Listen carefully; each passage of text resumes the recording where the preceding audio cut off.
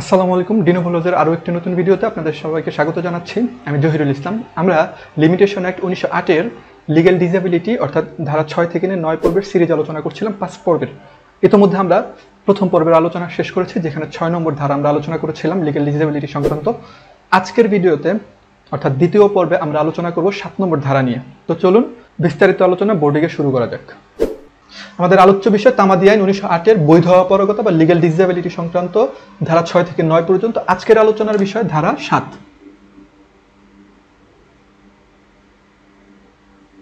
তো ধারা 7-এর মূল কথাটা কি বলা হচ্ছে সেটা আমরা একটু দেখি। বলা হচ্ছে মামলা দায়ের কোনো মামলা দায়ের বা ডিক্রি জারির জন্য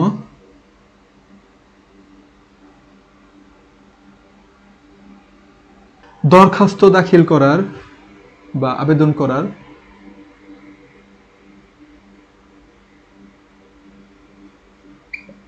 অধিকারী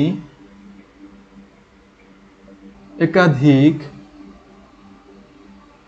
ব্যক্তির মধ্যে একজন যদি লিগ্যাল ডিসেবিলিটি লিগ্যাল ডিসেবিলিটিতে ভুগে এবং অন্যরা দায়িত্ব পালনে যোগ্য থাকে, তাহলে তাদের সকলের বিরুদ্ধে তামাদির মেয়াদ শেষ হতে থাকবে, অর্থাৎ তামাদি গণনা শুরু হয়ে যাবে। তবে যদি দায়িত্ব পালনের যোগ্য কেউ না থাকে, তাহলে তামাদির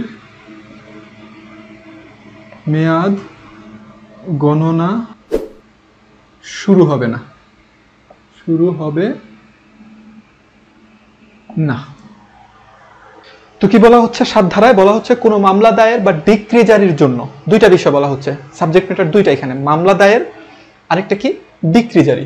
এই দুইটার ক্ষেত্রে যারা অধিকারী ব্যক্তি, এই ব্যক্তিদের সংখ্যা যদি একের অধিক হয়, অর্থাৎ একাধিক ব্যক্তি যদি থাকে, তাহলে তাদের মধ্যে একজন ব্যক্তি যদি লিগ্যাল ডিসেবিলিটি অর্থাৎ বৈধ অপারগতায় ভোগে এবং অন্যরা যদি দায়িত্ব পালনের যোগ্য থাকে, তাহলে তামাদি তাদের বিরুদ্ধে গণনা শুরু হয়ে যাবে, সকলের বিরুদ্ধে।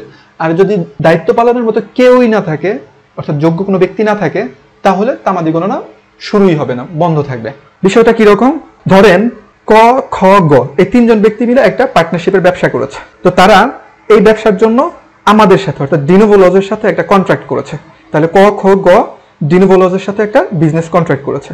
এখন এই 3 জন ব্যক্তির মধ্যে অর্থাৎ ক, খ, গ এর মধ্যে 2 জন ধরেন হুট করেই ক আর খ পাগল হয়ে গেছে, হঠাৎ করেই পাগল হয়ে গেছে।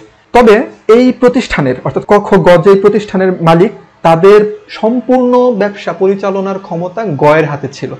তাই মত অবস্থায় ক আর খ পাগল হয়ে গেছে, কিন্তু একজন কিন্তু এখনো ঠিক আছে, যার হাতে সমস্ত দায়িত্ব ছিল ব্যবসা পরিচালনার।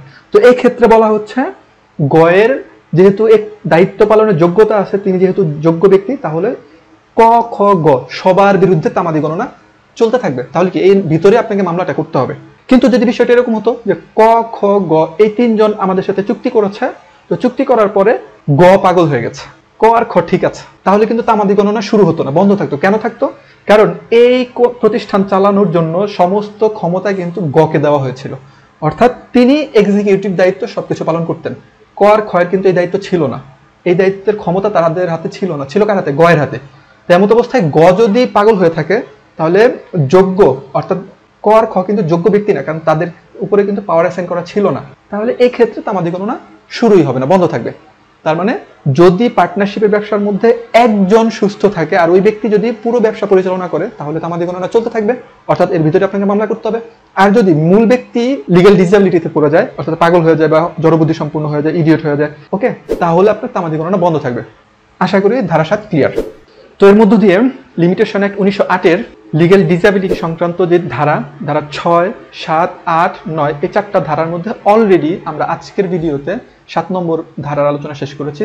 আগের পর্বে অর্থাৎ প্রথম ভিডিওতে আমরা 6 নম্বর ধারার আলোচনা করেছিলাম। তো ইতিমধ্যে আমরা লিগ্যাল ডিসএবিলিটি সংক্রান্ত লিমিটেশন অ্যাক্ট 1908-এর 2 পর্বের আলোচনা শেষ করেছি। আগামী পর্বে আমরা 8 নম্বর পর্ব আলোচনা করব। তবে 8 নম্বর পর্বটা 2টা অংশে ভাগ করে দিব। আমরা রেকর্ড একসাথে হলেও 2টা আলাদা ভিডিও করে দেব, কেটে দিব। এরপর আমরা 9 নম্বর পর্বে আলোচনা করব। তো পরবর্তী ভিডিও দেখার আমন্ত্রণ জানিয়ে আজকের মতো এখানে বিদায় নিচ্ছি।